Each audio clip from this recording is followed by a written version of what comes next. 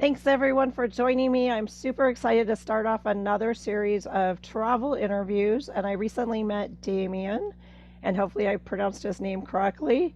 And we're going to talk about travel, packing, all kinds of great stuff. So I'm just going to start off and ask you some of my questions, which are number one, if you could go anywhere right now, no dollar amount matters, you could just go there, where would that be and why? Amsterdam. Uh, Really? yeah, I mean, I know it's cold in the winters, but I traveled there once for work and I stayed a few extra days just to check out the scenery and the people, and I fell in love with it. Amsterdam is it's just one of those places. You get off the plane and the entire city gives you a hug. It's different, especially if you've never been to a European country. I would recommend Amsterdam first. They are a bike city, so majority of the folks there, they commute via bike. The thing that was really interesting to me though, and it's something that I don't know, I might be I might be assuming, but I don't think most people would pick up on it the way I did, but the way they embrace their parks. Like the park life there is completely different from the park life in America. The park life in America is usually balloons and cakes, and we're doing the barbecue and the bounce houses. I went to one of the most quiet parks I've ever been to. Everyone was just laying out in the sun reading a book, throwing a frisbee here or there with the dog, but it was a place to relax and retreat. And it didn't feel like a party vibe. It just felt like a place for community to just kind of let their guards down in nature. So yeah, Amsterdam would be the place for me. Oh, wonderful. What did you think about the food? The food was It was amazing. It was delicious. There were some things that I couldn't even pronounce because they are Dutch. And I did experiment. My intake is very limited. So there was only so much I could eat, but from what I did try, they packed their stuff with flavor. Oh, nice. Yeah, that sounds fabulous. Is there a place that you would not go back to that you've been? Place that I would not go back to. Are we talking about living or just visiting? Either one, you tell me. Place that I would not go back to. Hmm. That's a hard one because I don't think I've ever had such a bad experience that I would never go back. And I'm just trying to think through it right now to see if there was a place that gave me that impression. I would have to say no. Oh, Like, that's good. yeah, I can't put my finger on it. And if I did, I'd be forcing it. Yeah. No, I like that. That's a good, I mean, it's good to always be curious and realize that places change or that maybe we weren't in the right frame of mind to check it out. I think that's a lot of And it. I think the reason it's hard for me to say that is when I go to a city or town, I try to meet the locals first. And what I mean by that is I got lost in Mexico once. Does that make it a bad trip? No. It was my own fault. I rented a Jeep and I just wanted to do everything else except an excursion. So yeah, I went out. I didn't speak Spanish, and that I just had a map. Like I went old school, so I took a map, Yeah. charted a course around how long it would take to get from the port because it was a cruise all the way back, and I almost missed the ship. Oh, But no.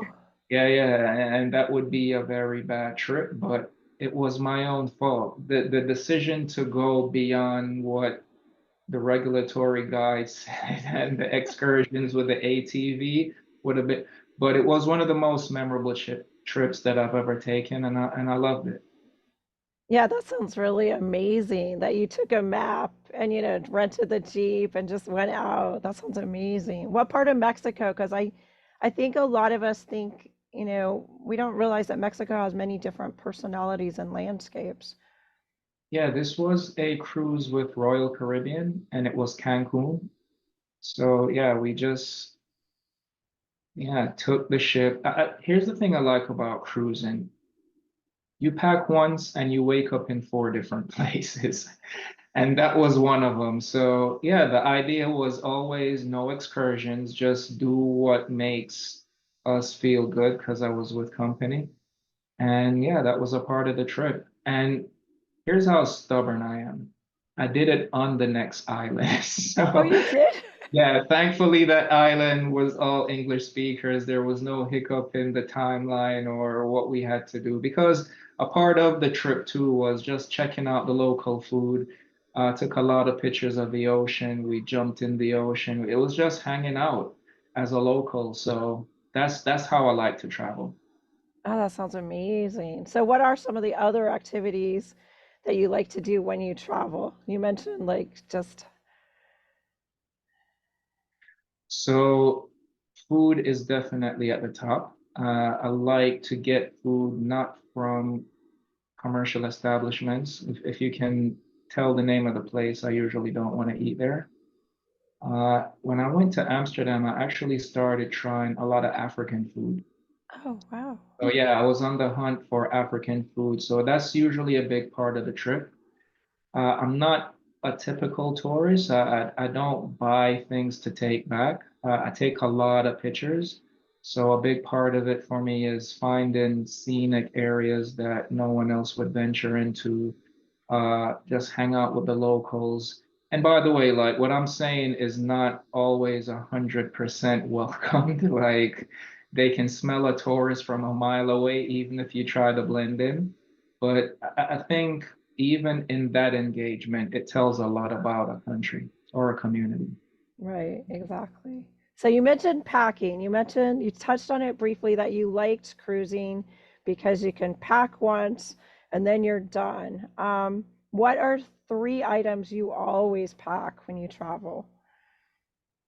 So yeah, packing is definitely a big deal to me. I call myself a pack hacker, where I just carry the things I need. And packing for me is very strategic. I never pack the day before. Sometimes I start packing a week ahead. And yeah, I just have the suitcase out visible and I put everything out around the suitcase and I just start thinking about the days. And it starts with the essentials, like brushing teeth, making sure that you have enough underwear. If there's things, I mean, personally, I use shea butter instead of lotion, so I just make sure I have enough of that. So it's having these things, and most of the things I use cosmetically, they're all natural. So I make sure that one, I have enough supply to take and have to last on the trip. And I would say that the thing that is most essential for me is just making sure I have enough clean underwear. That's it. Like if you have that, everything else can be mixed and matched, but underwear is a situation where if you're not clean, you're not gonna have fun. Yeah. And yeah. And I mean, it's a plus if there's a washer dryer, but in most cases, it's not if you're a backpacker. So, yeah, I would say the one thing I do overpack on is underwear. Yeah, I agree. So I know you're a closet coach. Do you ever have to coach people on packing? Because I see people that show up on these trips, and you're right, Amsterdam, some of these European destinations, they've got cobblestones, and you're going to leave the airport, and if you're going to make use of public transportation, that's a lot to lug around, a big old suitcase and all that stuff. So where do you start kind of, what are some tips to help people rethink taking all that stuff? So just for clarification, I am not the coach. I am a creative director in UI and UX. And yeah, so an opportunity to create the first virtual wardrobe consulting service. And we're calling it Sizewise Closet Coach. So we have certified image consultants to help. And to answer your question, we created this package called the Capsule Suitcase. and it's designed specifically for people that pack 3 months for a 3-day trip. We show you how to pack sustainably and look stylish for your entire trip. So it's all based on location, uh, the length of your stay, your personality, your shape, your size. So we take all these things into account, and it's always a tailored experience. There's no real one way to say how to do it, but there are some low-hanging fruits that we spoke about earlier, like just making sure you have all your essentials, like, lipstick, lotion, soap. I wouldn't never rely on like a hotel or anywhere to have these things. It's always a recommendation. But when it comes on to getting dressed and figuring out what you need to wear, it's all on the individual. And this has kind of been our mission. It's how can we help you embrace your personal brand through clothing in a sustainable way using technology? Oh, I love that. And that's wonderful. And I love the idea of sustainable because I think I used to work in retail and it's just gotten crazy the turnover, the waste that's out there. And so I've become a real thrift shopper, or if I find a size I like, go to eBay. There's other ways to not hopefully kind of start breaking that cycle of all the stores out there with too much stuff. Yeah, it's actually it's affecting all of us. Last year, actually in 2022, a report came in that online shoppers spent over $800 billion on returns. So a big part of what we're trying to do is with the technology, we have a patented size calculator where it helps you make decisions on how to shop and what will fit. We want to reduce that, and we want to teach people how to make better decisions before they buy new. We help you shop your closet first. That's really smart because we probably all have stuff in there that's still got the tags from 5 years ago that we haven't pulled out and used. So either use it or, donate it, move it on down the line or something. And that topic is the theme of what we do. Speaking of reports, most Americans only wear 20% of their clothes 80% of the time. Wow. So you're right. It's tags, it's old jerseys from high school that we can't get rid of because they make us feel good, or it's something from the ex, or so there's all these things in the space that clutters the entire wardrobe and the experience, and it leaves most people lost. And we help them navigate through those things. There's actually a scientific term for it. It's called the paradox of choice. And it says when we're overwhelmed with decisions, we hurry to make one. And when we do, we're still not satisfied because we think we're missing out on the best decision. Yeah, that's true.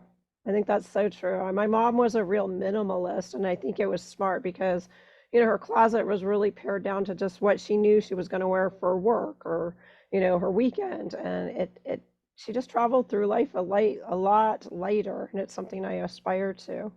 So where should a client start that's interested in some of the services that the company you've set up offers? It's simple. Just visit sizewiseclosetcoach.com. There you can pick from one of our three packages. We have a 30-minute, 15-minute, and a 60-minute package. And I consider it the Uber for stylists. You ride until you get to your style destination. And once you pick one of the packages, we have add-ons that help you define what issues you would like or coaches to help you through. And from there, what we do is help you identify your body type and shape so that you can start making better decisions about what brands will absolutely flatter you and the stuff that you should stay away from. Yeah, I think that is true. And it does, I know myself after many years, it does sometimes come down. I love this idea because it cuts out that whole trial and error because every store, every manufacturer, especially in women's, the size charts are all over the map. A small in one company is not the same as a small in another company. Yeah, it's been happening since World War II. I mean, that's the narrative on the internet, at least. At one point, everyone had access to a tailor or seamstress. Nothing was cookie cutter. Right. The army started making uniforms for soldiers, and that universal standard was shared. What they've realized quickly is that we're all unique. So brands took their own size charts in-house, and it's been happening since then. Yeah. Oh my gosh, this has been so super informative, Damien. So, one last time, where can people find this product, the closet coat? Because I think it's fabulous. Yeah, sizewiseclosetcoach.com. We've designed a concept around having conversations with people so that these conversations are easier. And there's a saying that I like to share, we dress, not judge. Wonderful. Thank you so much for your time today, Damien. I really appreciate it. The pleasure was mine, April. Thank you.